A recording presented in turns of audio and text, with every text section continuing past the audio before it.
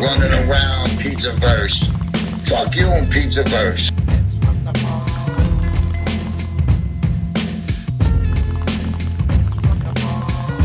Sungrown's executive order olive oil. One drizzle and the whole table listens. He ain't just running the Pizzaverse, he's feeding it. Straight from the president's private stash comes Sungrown's executive order olive oil. Cold-pressed, first cut, and slicker than a backroom deal in City Hall. Features. Presidential grade, pressed from olives grown under 24/7 protection contracts. Flavor with power. Makes any dish taste like a vote in your favor. Cabinet approved. Every capo in the room swears by it, or else. Frank Pecoraro. I dipped bread in it and suddenly I was running a casino in Vegas. Admiral Impeach. Too smooth. I used it to grease submarine gears and salad greens. Worked perfect both ways. Lopez. Confiscated a bottle once. Had to return it. Couldn't stop cooking with it. Special offer. Order now, and Sungrown throws in a presidential breadstick pen. Sign laws, then dip them in the sauce. Sungrown's executive order olive oil. Taste the power, respect the office. Tales from the Pizzaverse, Brooklyn versus the Hillbillies. The autumn wind howled off the Belt Parkway as the boys packed into the back room, smoke curling up to the ceiling like the prayers of sinners. Sinatra crooned soft on the jukebox. But nobody was listening. Tonight they had bigger problems. Frank Pecoraro slammed his hand on the table, rings rattling like a gunshot. What the fuck is this I hear about bootleggers making money off moonshine in the hills? That's our game. Nobody undercuts Brooklyn. Nobody. See No Evil grinned. Flashing cash he was already collecting for bets. Odds are we find a bunch of toothless rednecks with barrels of piss water. Odds are better, Frank complains about the food before we even get back. Aaron cleared his throat, laptop glowing. Actually, Appalachian moonshine culture goes back hundreds of years. Their stills are technically... Shut the fuck up, Aaron, everyone groaned in unison. Admiral Impeach puffed his cigar, eyes wild. I say we seize the stills, commandeer the booze, and establish naval superiority in the goddamn mountains. Lopez polished his Glock, voice cold as stone. We don't need naval superiority, Admiral. We need an exit plan when this inevitably goes to shit. Sungrown leaned back, puffing smoke big enough to hide a Buick. Yo, I'm just saying, I heard their moonshine hits harder than my weed. If that's true, I'm signing a peace treaty. In the corner, Captain B3 the Aussie cracked open a bottle of Bundaberg, voice loud and rowdy. Mate, you blokes worry too much. Hillbillies. I eat 'em for breakfast with my wheat bix. They won't know what hit 'em. Freestyle was shadowboxing by the jukebox, muttering, Put me in front, I'll freestyle their teeth out of their mouths. And then Sessa walked in late, powdered sugar all over his hoodie, holding a sack of Zeppelis like it was the nuclear codes. Yo, I'm ready. Who wants one before we storm the woods? Bambi, standing in the doorway with her cigarette, shook her head. Fine, go, but don't come back empty-handed. And if any of you idiots get kidnapped by banjo players, don't call me. They loaded into 2 vans that rattled like busted slot machines and headed south. Past Jersey, past the Mason-Dixon, past the kind of gas stations that sold knives, fireworks, and fried chicken under the same roof. The deeper they drove, the darker it got, trees crowding the road, fog thick as gravy. By the time they hit the deep woods, the road had turned to dirt.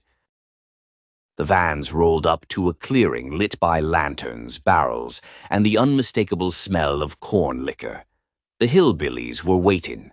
Overalls, beards, shotguns, teeth missing like puzzle pieces. Moonshine stills hissed in the night, cannons replaced by copper pipes, and barrels big enough to drown a man. The leader stepped forward, beard to his belly button, voice like gravel. "Y'all ain't from round here." Frank stepped up, puffin' smoke. "No shit, Sherlock. We're from Brooklyn, and you hillbillies are trespassing on our racket." Kino Evil laughed. "Odds on this ending with us buried in the woods? 20-1. Admiral Impeach puffed his cigar and bellowed, "Cocksuckers."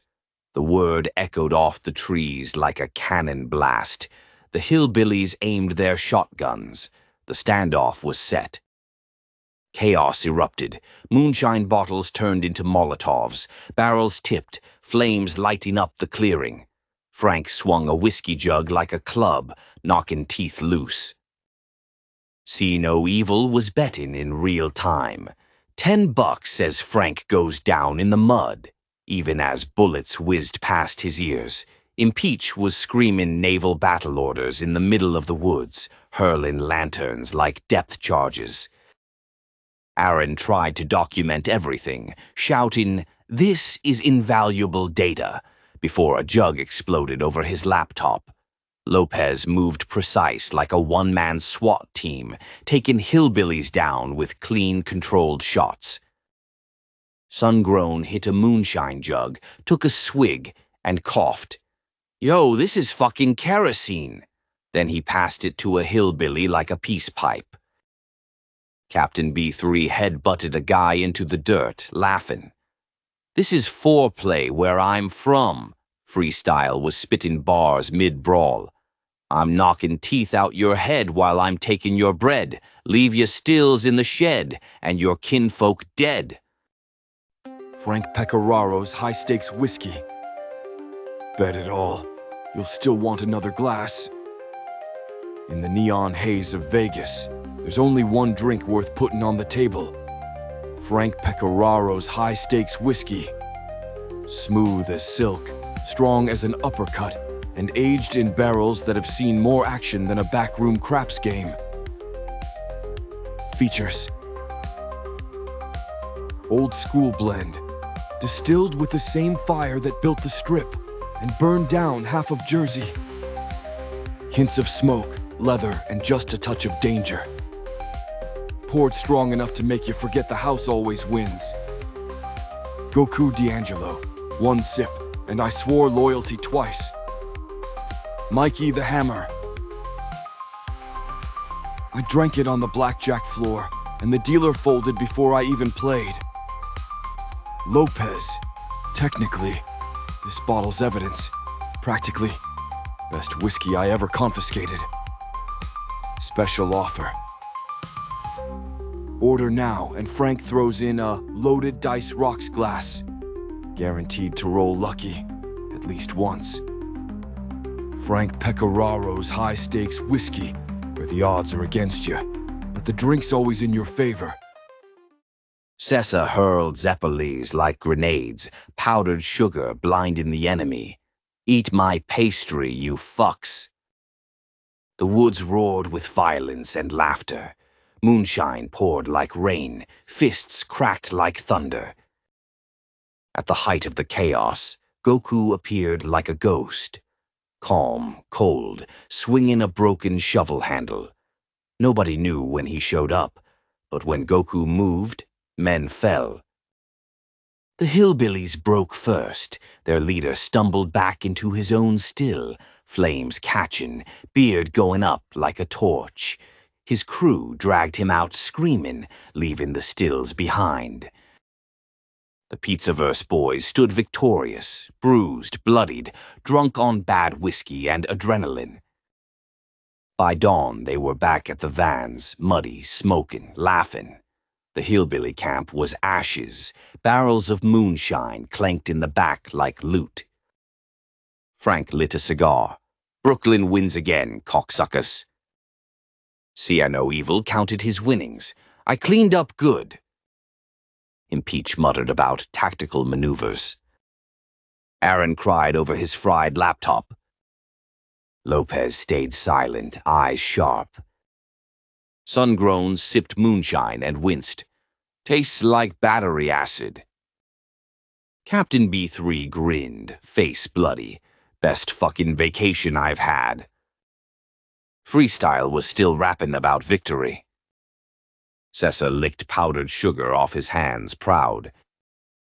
And Goku just lit a cigarette, eyes dark. He didn't need to say nothing. Moral of the story, doesn't matter if it's city streets or backwoods stills. A crew's got to stand together. Hillbillies, gangsters, ghosts, or feds, loyalty's what wins wars.